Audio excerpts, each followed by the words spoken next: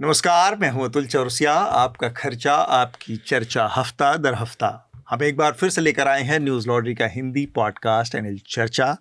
आज चर्चा में हमारे साथ एक मेहमानों का खास पैनल है, उनसे मैं आपका परिचय करवाऊंगा। इसके अलावा जो विषय हैं उसके बारे में शार्दुल आपको जानकारी देंगे। उससे पहले एक दो बहुत ज़रूरी बातें। उम्मीद है आप लोगों की दिवाली बहुत अच्छी से बीती होगी। दिल्ली में हालांकि हवा ख़राब है, प्रदूषण का स्तर बढ़ा हुआ है, तो जो एहतियाती उपाय आप अपने से कर सकते हैं वो ज़रूर कीजिए। बच्चों को और बुज़ुर्गों के लिए ख़ास सुबह और शाम के समय में निकलने से परहेज़ करें, बाहर एक्सरसाइज, हेक्टिक एक्सरसाइज से परहेज़ करें। इसके अलावा और भी बहुत सारे सुझाव दिए जा रहे हैं, उसको आप पालन करें। कुछ दिनों में छठ पूजा आने वाली है। छठ को लेकर तो ये पूरा एक तरह से दशहरा, दिवाली और छठ उत्सवों का एक पूरा पीरियड समय है। इसका उम्मीद है आप लोग जमकर लुत्फ़ उठा रहे होंगे और छठ पूजा की शुभकामनाएं एडवांस में हम दे रहे हैं। साथ में एक दो जानकारियां हैं। हमारा आप लोगों को पता है कि इसी छठ पूजा के बीच में बिहार का चुनाव भी चल रहा है, विधानसभा का, और ये अपने आप में बड़ी महत्वपूर्ण बात है क्योंकि बिहार में छठ का महत्व बहुत ज़्यादा है। तो छठ और इलेक्शन दोनों चीज़ें मिलके एक अलग किस्म का उत्सव का बिहार में माहौल है, और इसके लिए हमारी पूरी टीम बिहार में है। श्रीनिवासन जैन वहाँ से रिपोर्टिंग कर रहे हैं, बसंत कुमार रिपोर्टिंग कर रहे हैं, कुछ दिन के लिए मैं भी जाऊँगा। ये सारा हमारा जो कवरेज होगी, जो ये हमारी ये एनएल सेना प्रोजेक्ट हमारा जो बिहार चुनाव से जुड़ा है उससे संबंधित है और उसके ज़रिए ये पूरा हो रहा है। तो आपसे हमारी ये अपील है कि हमारे इस एनएल सेना प्रोजेक्ट को मदद करें, इसको जल्द से जल्द पूरा करने में सहयोग दें, क्योंकि न्यूज़ लॉन्ड्री बिना किसी विज्ञापन के सिर्फ अपने सब्सक्राइबर्स यानी आप लोगों के दम से पत्रकारिता करता है, और हमारी ये सारी कवरेज तभी संभव है जब हम आपके समर्थन से, हमें आपका समर्थन मिलता रहे। जो हमारे साथ आज पैनल है, जो हमारे साथ मेहमान जुड़े हैं, उनसे मैं आपका परिचय करवाऊं। हमसे ऑनलाइन जुड़े हैं Vishnu Sharma senior associate editor हैं द कैरवान मैगजीन के। बहुत बहुत स्वागत है विष्णु आपका। Thank you. इसके अलावा स्टूडियो में मेरे साथ शार्दुल, आनंद और विकास तीनों मेरे साथी हैं। यहाँ पर आप लगातार उनको सुनते रहें। आप सबका बहुत बहुत स्वागत है चर्चा में। नमस्कार। और थोड़ी देर में हमारे साथ स्मिता शर्मा भी जुड़ेंगी। स्मिता ट्रैफिक में फंसी हुई हैं कहीं, तो जल्द ही जब वो जुड़ेंगी तो उनसे भी हम बातचीत करेंगे। और हमारी जो बातचीत है उसका जो मुख्य दो विषय हैं, उसमें एक तो दिल्ली, इसका प्रदूषण, यहाँ पर हर साल जो हवा का जो स्थिति है उससे जुड़ी है, और दूसरा हमारा जो विषय है वो बिहार के चुनाव है ऑब्वियसली। तो ये दो महत्वपूर्ण विषय रहेंगे जिन पर हम आज बात करेंगे। आखिर में एक और छोटी सी बात मैं कह दूं, दिवाली का जो हमारा सब्सक्रिप्शन का स्पेशल ऑफ़र है वो चल रहा है, और वो 31 तारीख तक यानी 31 अक्टूबर तक जारी रहेगा।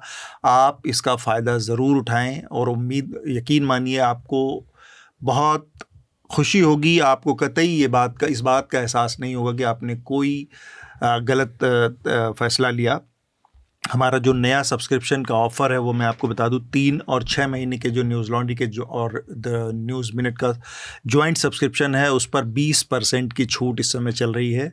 इसी तरह से जो 1 साल का न्यूज़ लॉन्ड्री और द न्यूज़ मिनट का जॉइंट सब्सक्रिप्शन है उस पर 25% की छूट चल रही है। तो ये एक बम्पर छूट इस समय दिवाली के मौके पर है, इसका फ़ायदा आप ज़रूर उठाइए। पहला हमारा जो विषय है वो है दिल्ली और दिल्ली का प्रदूषण। दिवाली के बाद दिल्ली में दिवाली की आधी रात से लेकर अगले दिन बहुत बुरी तरह से सीवियर कैटेगरी में चला गया। 999 की उस सीमा पर पहुंच गया AQI का प्रदूषण, जहां पर जिसके बाद मशीन जो है वो काउंट करना बंद कर देती है। फिर धीरे धीरे इसमें कमी आई, और ये आया हमारे सामने जो सरकारी आंकड़े हैं उसमें बताया गया कि पिछले 4 सालों में जो दिवाली का अगला दिन था वो सबसे प्रदूषित था। जैसा कि मैंने बताया, उसके बाद दिल्ली की मुख्यमंत्री रेखा गुप्ता आई एक प्रेस कॉन्फ्रेंस करने, उन्होंने बताया कि नहीं, ऐसा नहीं है, पिछले साल के मुकाबले बेहतर था। तो ये सारी चीज़ें यहाँ पे चल रही हैं, लेकिन ये हमारे सामने लगातार एक निरंतर प्रक्रिया बन गई है, और हर साल वही स्थिति होती है। इस बार इस स्थिति में एक नया फैक्टर फिर से जुड़ा था, वो था पटाखों का फैक्टर। जैसा हमने पिछली बार बताया था, सुप्रीम कोर्ट ने, हमने इस पर चर्चा भी की थी, सुप्रीम कोर्ट ने कुछ कंडीशंस के साथ पटाखों की छूट दी थी, 2-3 दिन की बिक्री की छूट दी थी, 2 घंटे 3 घंटे की फोड़ने की छूट दी थी, लेकिन वो सारे, प्लस ग्रीन क्रैकर्स, हरे पटाखों की छूट दी थी। ये किसी भी नॉर्म को पूरा नहीं किया गया। तय समय सीमा के बाद उसके पहले पटाखे फोड़े गए, उसके बाद पटाखे फोड़े गए, कोई ग्रीन पटाखा नहीं था, सब तरह के पटाखे फोड़े गए। ये स्थिति रही। उसके बाद दिल्ली की हवा ख़राब हो गई और वो लगातार कंटिन्यूअस सीवियर कैटेगरी में तब से चल रही है। आज की स्थिति थोड़ा सा बेहतर है, करीब 250 से 300 के बीच में फ्लक्चुएट कर रहा है AQI, और कल तक ये 350 के आसपास था। तो दिल्ली की हवा लगातार बिगड़ जा रही है, और जो नेता हैं उनका ये दावा है, अलग अलग पार्टियां अलग अलग समय पर जो सत्ता में हैं उनके अपने दावे करती रहती हैं, और उसमें भी कोई ऐसी राह दिखाने वाली कोई बात नज़र नहीं आती है।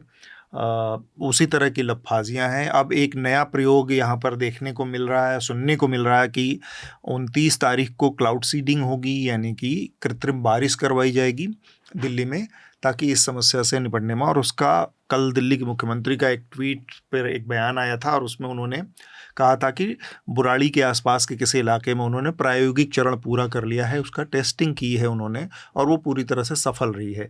ये स्थिति है दिल्ली के प्रदूषण की। दिल्ली के प्रदूषण पर हम हर बार बात करते हैं, एक बार फिर से हम चूँकि उसमें फंसे हुए हैं कुचक्र में, और न्यूज़ लॉन्ड्री का हमारा कैंपेन है हवा का हक, फाइट टू ब्रीथ, और उसके तहत हम लगातार पिछले 1 साल से ये कोशिश कर रहे हैं कि कुछ आमूल परिवर्तन हो, कुछ नीतिगत बदलाव हो, कुछ लोग बैठकर इस समस्या को वक्त दें और उसको निपटाने की तरफ कदम बढ़ाएं। ये इस कैंपेन का मकसद है। फिर भी हम आज एक बार फिर से इस मुद्दे को इसलिए चर्चा करना चाहते हैं क्योंकि दिल्ली में हवा ख़राब है। अब दूसरा इसका चरण शुरू हो जाता है। जैसे दिवाली बीतती है, हवा की बहस रहती है, और 3 दिन 4 दिन बीतते बीतते फिर यमुना की गंदगी पे बहस आ जाती है, क्योंकि छठ का पर्व आ गया है, और फिर लोग उस फोम वाले, उस झाग वाले यमुना के उस पानी में खड़े होकर पूजा पाठ करते हैं छठ का। 1-2 छोटे छोटे आंकड़े मैं आपके सामने रखना चाहता हूँ, और उसके बाद मैं बाकी लोगों के कमेंट इस पर लूँगा। दिल्ली जो है वो देश का तीसरा सबसे बड़ा टैक्स देने वाला स्टेट है, महाराष्ट्र और कर्नाटका के बाद। तीसरा सबसे ज़्यादा रेवेन्यू देने वाला देश है। डायरेक्ट टैक्सेस की मैं बात कर रहा हूँ, और इसके अलावा इनडायरेक्ट टैक्सेस में भी दिल्ली का बहुत बड़ा योगदान है, क्योंकि कंजम्पशन का पैटर्न ज़्यादा जिस तरह का है, तो उस लिहाज से वो राज्य जो तीसरे नंबर पे आता है टैक्स, डायरेक्ट टैक्स देने में, उस शहर की सड़कों की हालत एकदम बद से बदतर है। वहाँ की हवा हर साल बद से बदतर हो जाती है। वहाँ से गुजरने वाली नदी की हालत बहुत बुरी है। वहाँ पर पीने का पानी आप सीधे टैप से, कहीं से ऐसी सुविधा नहीं है जहाँ आप पीने का पानी बिना पैसा खर्च किए आपको मिल जाए पूरे शहर में। ये स्थिति है। जो सबसे ज़्यादा टैक्स देने वाला एक स्टेट है तीसरे नंबर का, उस दिल्ली के प्रदूषण, उसके हवा, उसके पानी पर बात करने के लिए हम बैठे हैं। हमारी सरकारों को इसको समझाना पड़ेगा और अपनी पॉलिसी में लाना पड़ेगा कि आपका इलेक्टोरेट थोड़ा नाराज हो भी, तब भी आपकी जिम्मेदारी लोगों का स्वास्थ्य देना। भाई, जो भरेंगे पेशेंट सरकारी अस्पतालों में, जो जाएंगे, जो लंग डैमेज होगा, उसमें सरकार के ऊपर ही, पूरी व्यवस्था के ऊपर बोझ पड़ेगा। और एक चीज़ और है, ये प्रूवन साइंटिफिक फैक्ट है, ये तथ्य है कि जो ये तत्व जाते हैं हमारे अंदर, खासतौर से पटाखों से जो हैवी मेटल्स जा रहे हैं, वो हमारे ब्लड ब्रेन बैरियर को पार करके कॉग्निटिव एबिलिटी, हमारे सोचने समझने की शक्ति में असर पड़ता है। और ये कलेक्टिवली हो रहा है। 2017 में रिपोर्ट आई थी, 2017 से इग्नोर कर रहे हैं दिल्ली की सरकार, भारत की प्रशासन सारा, कि इस दिल्ली शहर के लगभग 48% के आसपास, लगभग आधे प्री प्यूबेसेंट बच्चे रिड्यूस्ड लंग कैपेसिटी रखते हैं। आप सोचिए, इसको आप कंपाउंड करके देखिए। और ये जो हम बात कर रहे हैं केवल दिल्ली की नहीं है, पूरे उत्तर भारत की है। पूरे उत्तर भारत पे सरमाया छा जाता है जहर का, और इस जहर से आप खुद ही बच सकते हैं और कोई आपको नहीं बचाएगा। आप क्षणभंगुर खुशी के लिए अपने बड़े बूढ़ों और अपने बच्चों के फेफड़ों को जला रहे हैं, उनकी भविष्य को खराब कर रहे हैं। तो ये बहुत विडंबना की बात है, लेकिन सरकारों से हम सवाल सीधा पूछ सकते हैं। आतिशबाजी के लिए को लेकर बहुत उत्साही लोग किसी परिवार में 2-3 ही होते हैं। 7-8 लोगों को नहीं मतलब रहता है, लेकिन वो 2-3 जो हैं वो बहुत बॉयस्ट्रस होते हैं और वो एक उसी को लेके कम्युनिटी बनाएंगे, उसी को लेके। आजकल तो और भी बहुत आसान है ये सब होना। तो अब लोगों की जो है क्योंकि अंत में आपको अगर ये रास्ता है करने का तो भागीदारी भी चाहिए इसमें। तो एक तो है कि जन भागीदारी इसमें आपको बहुत ही नेचुरली नहीं मिलेगी। इसमें जो है कठोर होकर ही कुछ करना पड़ेगा। तो कठोर होने का अब पॉलिटिशियंस जो हैं वो उनकी कॉन्स्टिट्यूएंसी जो है, मान लीजिए एक पॉलिटिकल पार्टी जो एक कोर्ट में केस लेके गई, वो अंत में तो वो उनको इलेक्टोरल विजय चाहिए ना। तो अगर क्रिटिकल मास जो है उनको क्रिटिकल मास अगर सिग्नल्स मिलने लगे कि ये एक लोकप्रिय मुद्दा नहीं रहा तो आप वो उसको भी रिस्पॉन्ड करेंगे, लेकिन उसको होने में बहुत समय हो जाएगा और तब तक बहुत ही जो है कहिए कि नुकसान हो गया रहेगा।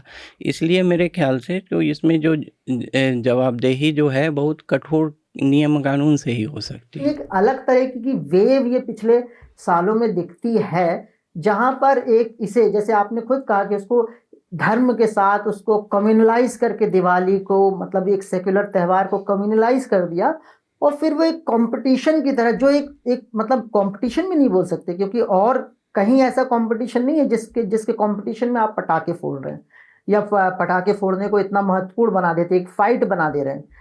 तो लगातार इस तरह की एक नैरेटिव जहां शिक्षित करना चाहिए वहां मतलब शिक्षा को ही कम कर दिया गया, जहां और अवेयरनेस बढ़नी चाहिए वहां अवेयरनेस को घटाई गई लगातार।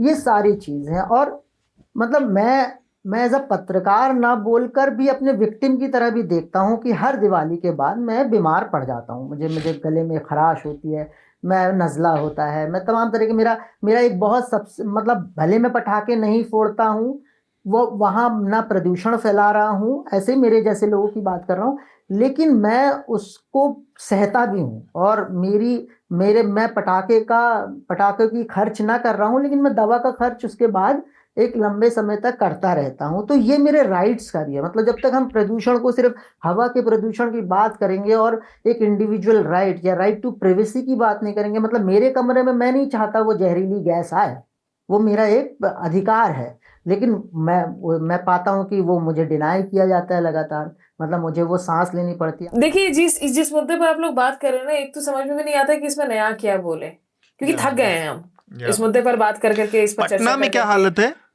पटना में मैं अभी AQI चेक कर रही थी जब आप लोग बात कर रहे थे, तो यहाँ जो AQI है इस वक्त ये है 130, मॉडरेटली पोल्यूटेड। पटना भी और दिल्ली में आपका ये 280 दिखा रहा है। हाँ। तो एक तो बहुत सालों बाद ये सब पहली दफा है कि दिवाली के बाद वाले दिन ना मैं खास रही हूँ ना आंखें जल रही हैं, क्योंकि पटना से मैं चली गई थी आसनसोल, मेरे होम टाउन, वहां जाकर दिवाली मनाई। पटाखे यहाँ पे भी फूटते हैं, यहाँ पे भी क्रैकर्स देर रात तक बजाई जाती हैं, लेकिन दिल्ली NCR का तो खैर मामला ही जो है वो बहुत अलग मामला हो गया है। आप लोग राजनीतिक पाखंड की बात कर रहे हैं, यहाँ तो कलेक्टिव डमनेस की अगर हम बात करें, जो इसे धार्मिक पूरी रेफरेंस दे देकर कि नहीं माइथोलॉजी में पटाखे जलाते थे, बिना पटाखे जलाए तो भाई ये हिंदू धर्म ही अधूरा है, हिंदुत्व जो है उस पर दाग लग जाएगी अगर आप पटाखे नहीं जलाएंगे। तो एक तो मूर्ख आदमी है, आपको पीने का शौक हो रखा है, 11 सिगरेट दिन में पीजिए, फिर अब क्या करेंगे। हम में से बहुत है जो हम सिगरेट स्मोक भी नहीं करते हैं, लेकिन पैसिव स्मोकिंग कर रहे हैं हम मजबूर होकर। और राजनीतिक तो खैर जो कंपल्शंस हैं, और जो मतलब कंपल्शंस क्या कहूंगी मैं, जो कंपटीशन है कि बस आप मजबूरियां दिखाएं और आप जो है कैंसर की जो ट्रीटमेंट है वो आप कोशिश करें कि आप माइग्रेन की पिल्स से करते रहें, तो कुछ नहीं होना है। फिर आप बने रहिए दुनिया भर के सबसे प्रदूषित जो है शहर। मुंबई में फिर भी बारिश हो जाती है, समुद्र किनारे हैं तो थोड़े से लोग बच जाते हैं, वहां का भी हाल वही है वित्तीय राजधानी का। पूरे साल भर आपने खोद के रखा हुआ है शहरों को, और उसके बाद पटाखे जला जला के धूल मिट्टी से जो है, जो लोग अफोर्ड कर पा रहे हैं, जो हैव्स वाले हैं सेक्शन में, वो पटाखे जला रहे हैं, जो हैव नॉट वाले हैं वो भी बेवकूफी में जो है लगे हुए हैं सुसाइडल होकर। पॉलिटिकल विल का ये फ़र्क पड़ता है कि जब इस देश में जनसंख्या वृद्धि हो रही थी तो भले ज़बरदस्ती करके करी नसबंदी का एक फैसला लागू किया गया, बहुत और ये फैसला है, बहुत अप्रिय फैसला है, और उसकी वजह से आज तक जो है कांग्रेस की आलोचना होती है। मगर उसकी दूरदर्शिता ये थी कि आज जो है, आज तक हम कैंपेन चला रहे हैं कि हम दो हमारे दो, ये एक होता है। अगर पहले यही जो है जिस पार्टी की सरकार आज कह रही है और जिस पार्टी के समर्थन लोग आज कह रहे हैं कि हमारे तो धर्म से जुड़ा मामला है और धर्म में हस्तक्षेप है, यही लोग पहले जो है वो कह रहे थे कि साफ हवा तो हमारा अधिकार है, ये इस तरीके के कैंपेन चल रहे थे। और अब जो है वो कह रहे हैं कि धर्म में आ गया है। धर्म से मैं जब समझता हूँ तो दिवाली इसलिए मनाया जाता है कि भगवान राम को माना जाता है कि इस दिन वो अयोध्या वापस आ गए थे। एक कारण है ना, अनेक धार्मिक धर्म से जोड़ के अगर आप बात करें तो वो माना जाता है। तो मुझे समझ में आता है कि उस समय तक का बारूद का इजाद हो गया था, जो कह रहे हैं कि पटाखे जलाने जरूरी हैं। तो वही तो हम कह रहे हैं। हाँ, उस समय तक तो ऐसा नहीं हुआ था। उस समय तक तो ऐसा नहीं था। तो घी के दिए जलाए गए थे, और हालत ये है कि अब तो चाइनीज मोमबत्तियां जलाई जा रही हैं, घी के दिए की जले, और पटाखों से जो है अपना ही स्वास्थ्य का नुकसान किया जाता है। पटाखे भी चाइनीज है, वहीं गन पाउडर का इजाद चीन में ही हुआ था। वही पर मुझे एक चीज बस याद आ गई विकास की बात पे। विकास ने जिक्र कर दिया कि जनसंख्या वृद्धि को लेकर ये बातें, बड़ी बड़ी बातें कही जाती हैं। एक समय पे इसको लेकर हम दो हमारे दो जैसे नारे लगाए गए। इसमें इतना जबरदस्त विरोधाभास नहीं कर रहे। इसमें दो मुहापन या जो दोहरा रवैया है वो ऐसा उजागर होता है कि जिन लोगों की बात आप कर रहे थे वो एक साथ दो बातें कहेंगे। वो एक साथ कहेंगे कि इस देश में जनसंख्या बहुत बड़ी समस्या है, जनसंख्या को नियंत्रण होना चाहिए, उसके लिए कानून लाना चाहिए। आप देख लीजिए संघ से लेके भाजपा के तमाम लोगों को। फिर लगे हाथ वो कहेंगे कि हिंदुओं को 4 बच्चे पैदा करना चाहिए, 5 बच्चे पैदा करना है, 3 बच्चे पैदा। ये दोनों बातें वो एक साथ कहते हैं, और उनके पास दशानन की तरह 10 मुख हैं। एक मुंह जनसंख्या बढ़ाने और मजे की बात यह है, ये 5 बच्चों की बात करने वाले अधिकतर लोगों की शादी नहीं हुई। और इन्होंने अपने जीवन में एक बच्चा नहीं पैदा किया। इनको पता नहीं है कि बच्चे पैदा करना कितना मुश्किल काम है। तो ये बात पालना उसको कितना मुश्किल है। इस मंच पर भी मैंने बार-बार कही है, जो बहुत समाज को बताते हैं ना अपना जिंदगी ऐसे जियो, इनकी शादी करा दो सबकी। 2 साल में पूछेंगे हम योगी जी से कि बेटा अब बताओ कैसे चलती है। जब कोई आएगा ना कहेगा कि आप यही ऑरेंज चोगा पहने रहते हैं, मेरी मम्मी ने भी ये सूट दिया, कभी इसे भी पहन लो। आप मुख्यमंत्री हो, रोज गोबर उठाने चल देते हो यार। तो है ना वो बिहार के वेरी ओन बिहारी आनंद हमारे साथ हैं, तो थोड़ा सा बिहार के बारे में हम लोग बातचीत भी करेंगे अब। और हम जो बात करने जा रहे हैं इलेक्शन में बिहार के, उसके बहुत सारे पहलू होंगे। हम में से बहुत सारे लोग अभी बिहार नहीं गए हैं, तो बहुत सारी बातें भी कहने की स्थिति में नहीं है कि नतीजों पर हम ऐसे भी बात नहीं करते। लेकिन 1-2 चीज़ें आई हैं, उस पर मैं खास बात करना चाह रहा हूँ कि अमित शाह ने ये कहा एक बयान में कि जब नतीजे आ जाएंगे उसके बाद हम मुख्यमंत्री के नाम का फैसला कर लेंगे। ये भारतीय जनता पार्टी एनडीए के अब तक की जो स्टेटेड पोजीशन थी उससे पूरी तरह से डिपार्चर है। यानी कि भारतीय जनता पार्टी के मन में कुछ तो है कि वो इलेक्शन के बाद, और उस चीज़ को, उस खतरे को समझते हुए बीजेपी ने उस पर कोई स्पष्टीकरण दोबारा नहीं दिया, लेकिन जेडीयू ने उसका बहुत खंडन पुरजोर शब्दों में किया। और जेडीयू ने ये बात कही है कि नहीं, नीतीश कुमार ही लीडर हैं और ये हैं। आनंद, आप कैसे इस पूरे बयान को देखते हैं? और व्यक्तिगत रूप से मैं कहूँ तो मुझे लगता है कि नीतीश कुमार की क्या राजनीतिक पारी जो है वो एक्चुअली ढलान के उस पे है, और उस पे इस चुनाव के नतीजे बहुत निर्णायक असर डालेंगे कि वो कहाँ खड़े होते हैं। देखिए, जो अमित शाह का बयान था वो चुनाव के बाद जो संभावनाएं हैं उसको खुला रखने के तरह का बयान था। इसमें यह भी नहीं था कि इससे इनकार किया जा रहा है कि नीतीश रह सकते हैं ये, लेकिन वो इस तरह का बयान था कि इनको पिच नहीं करना है। लेकिन यह भी है कि ये तेज़ी से बदल सकता है। ये तेज़ी से बदल सकता है राजनीतिक घटना चक्र से। अगर उनको लगता है कि इसका जो है पॉलिटिकल मैसेजिंग उनके पक्ष में नहीं जा रहा है, या नीतीश का जो भी क्रेडिबिलिटी है उससे ज़्यादा फ़ायदा हो सकता है फ़िलहाल गठबंधन को, तो वो अभी भी, क्योंकि उनके सबसे बड़े विरोधी गठबंधन में ही चिराग पासवान कल बोल रहे थे कि हम नीतीश के ही नेतृत्व में चुनाव लड़ रहे हैं, वही हमारे मुख्यमंत्री के उम्मीदवार हैं। तो जब सबसे बड़ा जो उनका विरोधी है उस घटक दल जो कि उस गठबंधन में उनका सबसे बड़ा विरोधी है, वो ऐसा कर सकता है, तो एक मैसेजिंग दूसरे तरह की है कि स्पष्ट ढंग से घोषित नहीं करो, लेकिन सभी संभावनाओं के लिए खुला रखो, दरवाजे खुले रखो। और जैसे मोमेंटम में इलेक्शन का जैसे बिल्ड होगा उस तरह की बयानबाजी करते रहो। बिहार के चुनावों को देखते हुए या नाम जैसे अमित शाह के बयान की जो बात आप लोगों ने की, मुझे भी लगता है कि अमित शाह भी एक मिक्स्ड, जैसा आप ही कह रहे थे आनंद जी, की मिक्स्ड एक सिग्नल्स दे रहे हैं लोगों को। यहाँ भी बहुत काम आया था, दिल्ली चुनाव में हमने देखा ही था कि एक हर कम्युनिटी को एक मतलब एक सिग्नलिंग हर कम्युनिटी के साथ करना कि उनका भी मुख्यमंत्री हो सकता है, ये भी हो सकता है, तो उससे फायदा मिला था। तो कई चीज ऐसा लगा, हर कम्युनिटी वाले कोई मतलब गुर्जर हैं तो गुर्जर कम्युनिटी वाले लीडर कह रहे हैं खुद को कि वो बन सकते हैं पहले, कोई कह रहा है जाट पहले बहुत समय बाद जाट मुख्यमंत्री बन सकता है, फिर आखिर में रेखा गुप्ता। तो इस तरह से एक ट्रिक भी लगती है चुनाव की, वहां भी शायद काम कर जाए।